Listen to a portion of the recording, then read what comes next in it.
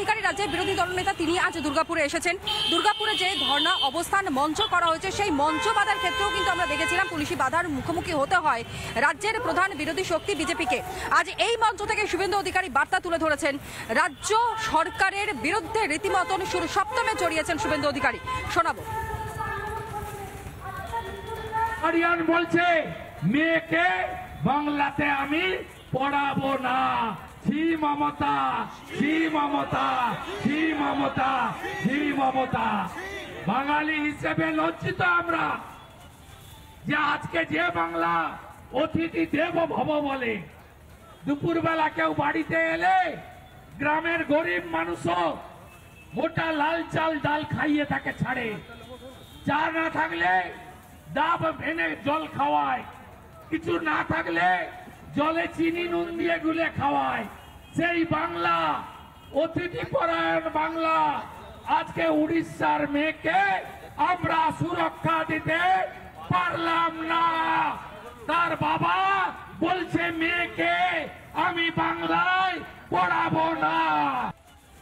আমি পৃথ্বীদেবকে জিজ্ঞেস করলাম, সন্তোষের অফিসে দেখা হলো, তিনি কেঁদে আমার কাছে ভেঙে পড়লেন।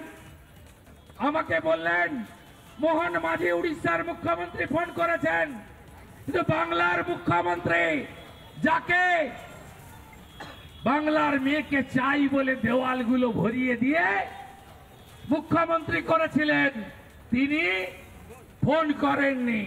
কেন? মমতা ব্যানার্জি বেড়াতে গেছেন দার্জিলিং, হালকা ঠান্ডা, শীতের আমেজ, টাইগার হিল। আজকে মমতা ব্যানার্জিকে প্রশ্ন করি, চার্টার ফ্লাইট আছে, হেলিকপ্টার আছে, অন্ডালে আসতে পারলেন না? অন্ডালে এসে হসপিটালে গিয়ে মেয়েটাকে বললেন না, মা মা তুমি কেমন আছো? ডাক্তার বাবুদের জিজ্ঞেস করলেন না যে আমার মেয়েটাকে ভালো করুন? এইটাই মমতা ব্যানার্জির কাছে কেউ আশা করে না। তিনি এটা করেছেন, যার সময় কলকাতা এয়ারপোর্টে বলে গেলেন গার্ল চাইল্ড মানে যারা কন্যা তারা কেউ রাত্রে বেরোবেন না। বলে গেলেন সুরক্ষার দায়িত্ব নিজেদের নিতে হবে। আপনারা কি বলবেন না ছি মমতা ছি? নানা ধরনের কন্টেন্ট দেখার জন্য লাইক করুন, শেয়ার করুন আমাদের ফেসবুক পেজ, সাবস্ক্রাইব করুন আমাদের ইউটিউব চ্যানেল।